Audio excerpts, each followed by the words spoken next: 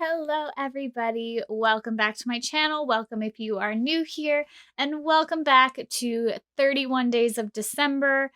Today's video, I am going to be talking about a place that I have been around, but not been in. Unfortunately, when I had the chance to go in and be there and get my own experiences, it was actually closed for the season, which was devastating to me.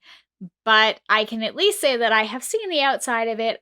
I would absolutely love to be able to get back there and do a tour or a walkthrough, or even if they would actually allow it, an investigation. I think it would be so much fun. I think it would be the perfect setting for either myself going in and doing an investigation alone or going in and doing a collaboration, because I know there are a lot of other bigger YouTubers in this area that love doing this kind of stuff.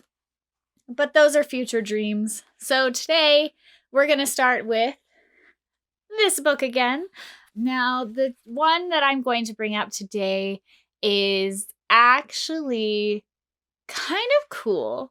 I really actually enjoyed this story when I first read it because it is very historical.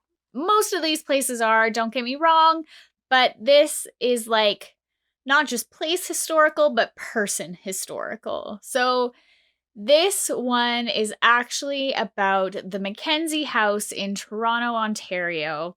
And like I said, when I got the chance to go there, my mom and I spent almost all day looking for it to try and find it. And then when we finally got there was a big sign on the door that said it was closed for the season.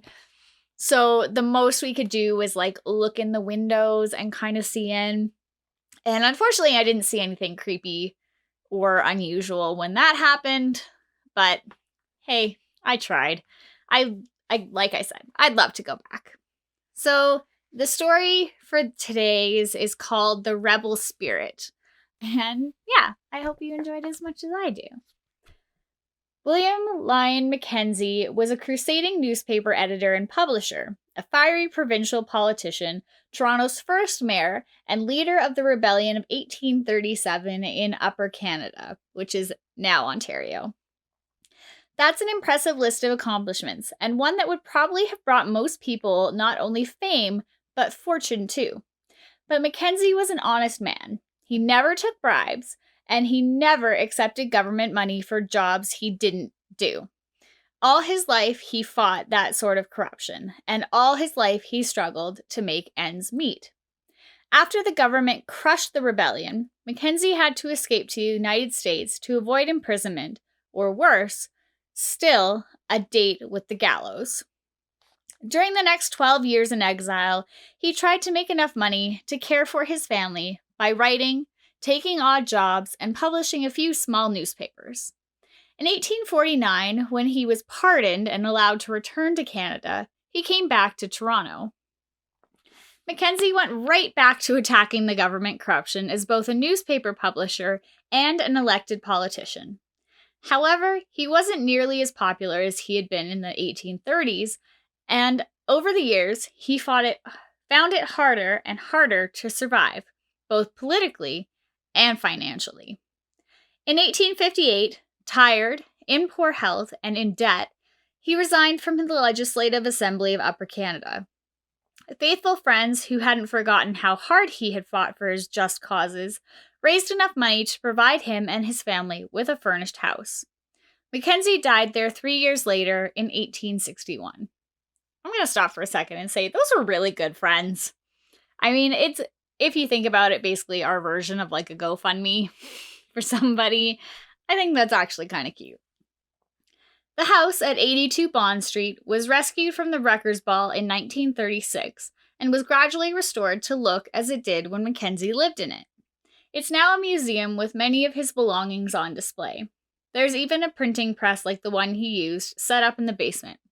It's still in working condition, but back in 1960, Mr. and Mrs. Alex Dobbin, living caretakers at the house, had every reason to wish it weren't.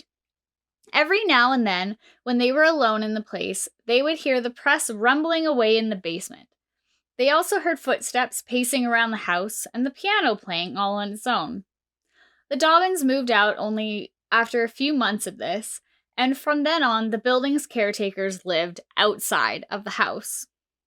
But the incidents that made the Dobbins nervous were minor compared to what would happen to the caretaking couple that came before them. Mr. and Mrs. Charles Edmonds lived in a third-floor apartment of McKenzie House from 1956 to 1960. It was only 4 years, but for Mrs. Edmonds, her time there was almost more than she could bear. She learned to put up with the mysterious footsteps and wasn't too frightened by the rumbling noises in the basement and the rocking chair that moved back and forth as if it were someone sitting in it. But she found the apparitions to be very disturbing. Several times she caught sight of a long-haired woman in an old-fashioned dress wandering the halls. Occasionally, she encountered a short, bald man wearing a 19th century-style jacket. Her description of the man was eerily similar to Mackenzie's appearance, except for his baldness. But the rebel leader's famed red hair was actually the product of a skilled wig maker. Mackenzie had turned to wigs when he lost most of his hair, but maybe he felt comfortable enough at home to leave his wig on the dressing table, and his spirit felt the same way. But it was a second long-haired woman who truly terrified Mrs. Edmonds. The first time she appeared, Mrs. Edmonds was in bed. She'd been asleep for a couple of hours when a touch on her shoulder woke her up. She looked up to find a woman looming above her. The woman appeared to be standing between the wall and the headboard, a space too narrow for any human being to fit. Her long brown hair dangled down near Mrs. Edmonds' pillow. Then suddenly, the woman disappeared. The ghostly apparition stayed away for a year, but when she reappeared, she did so in a most dramatic fashion. Once again, she woke up Mrs. Edmonds, hovering over her from above the headboard. But this time, before she faded away, she reached down and hit Mrs. Edmonds across the face. Mr. Edmonds comforted his hysterical wife and coaxed her back to sleep by saying she'd just had a bad dream. But Mrs. Edmonds knew better. When she woke up the next morning, one side of her face was sore, and when she looked in the mirror, she saw why.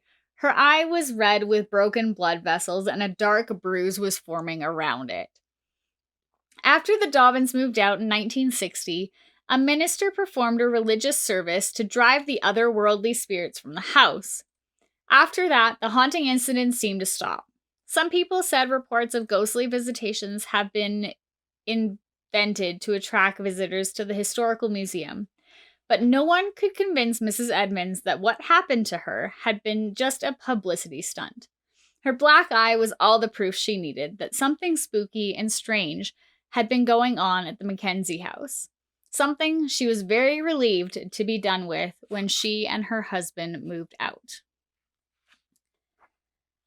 So that's all they have written for it in here. Now, like I said, it was because of this book that I actually knew about this place, and I did try and go and find it. I think it's interesting to try and understand these people who were living in these places and had these experiences, and just how often they are basically underestimated or not believed, and they're just told, like, oh, you're just imagining it, like there's nothing here, it's just a publicity stunt. And so much through all of these stories that I remember reading, especially when it came to somewhere like a hotel or a building that's now a museum and everything else, everybody is just like, it was just a publicity stunt.